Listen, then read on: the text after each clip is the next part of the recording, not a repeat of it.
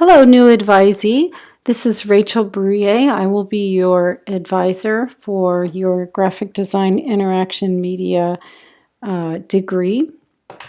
I just recorded a video to give you a little bit of a introduction and to help you get your bearings so that our first advising session is really helpful. So this will only take just about 10 minutes to go through.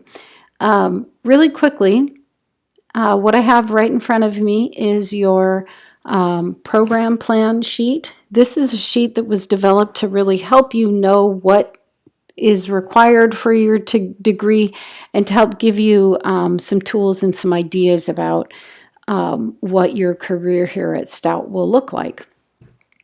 So a few things to point out. Your Gen Ed requirements are over here on the left. And then your major requirements are over here on the right. You need to get all of these things crossed off. So what I recommend doing is actually crossing these things out every semester as you move through it. We also have a tool called a semester by semester sequence to give you an idea of the classes that you could take. A few things to note. The bolded classes are the classes that have to be taken in that semester in order for you to stay on schedule to graduate. The other classes, the ones that aren't bolded, can move around. So for example, you could take fundamentals of speech in your third semester, but you could also take it in another semester and you'll still graduate on time. This schedule was developed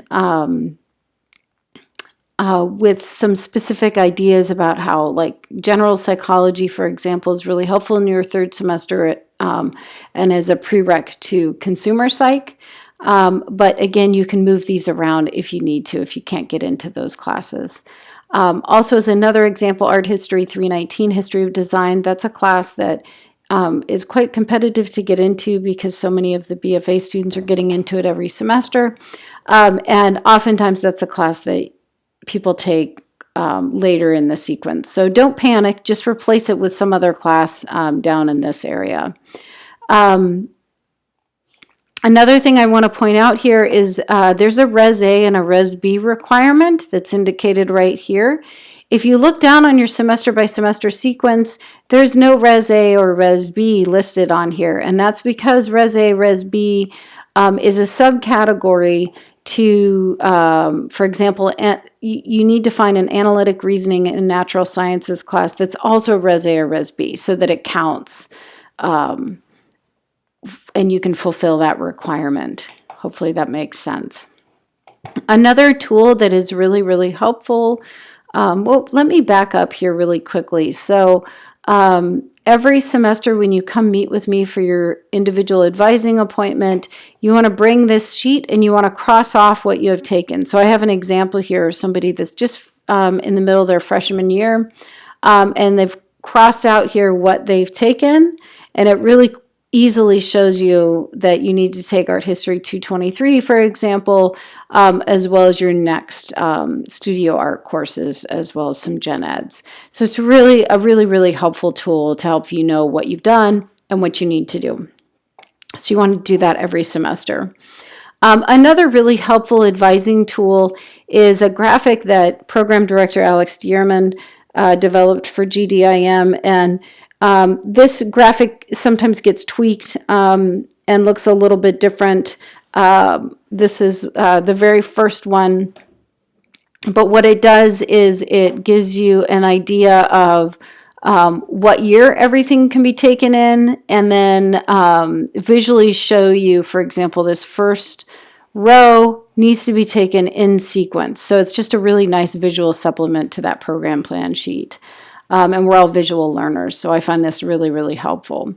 Row 2 is important to take in sequence, but we have a little bit of wiggle room. For example, if you have a hard time getting into type 1, that might be delayed a semester, and then you just take type 2 right after that, and it pushes this out a little bit. But there's some wiggle room because you have art studios back here that you can take at any time. And then this whole section down here, this can all move around quite a bit. So, for example, oftentimes people might take a gen ed or some other course during summer or winter, and that could lighten the load down the line. If you wanted to graduate at an accelerated pace, you would want to take this first row. You would want to take, for example, a class over summer or winter if you wanted to graduate in less than 4 years. We try to offer some offerings in the summer and the winter, but they're not guaranteed. It really depends on several different things for that. If, for example, you have a semester where you don't pass an advanced topics course or GD2 or something like that, a way to make up that and to catch up on your time in terms of graduating on time is to take a winter or summer class. So you can look for those offerings as well. And then I also wanted to point out something else that you need to know, which is how to use some of our really important tools. I'm not going to show you how to use Access Stout because of privacy issues, but I will show you how to find things on Stout Cloud. So you go onto the Common Login page, and then on the lower kind of right-hand corner, there's a link called Stout Cloud, and you want to click on that. And this is our intraweb. This has lots of helpful information about general Stout information, all the different programs. You can scroll down. In the lower section, it's categorized alphabetically, and you can click on School of Art and Design. And this is our School of Art and Design page. In terms of advising day, go over to the left-hand column and click on Program Office, and this has all the information you could ever want. If you're ever wondering about something, oftentimes if you go onto this page, you will find that information. So it has information on the left-hand column about the program plans, and you can even look back at old program plans should you need that.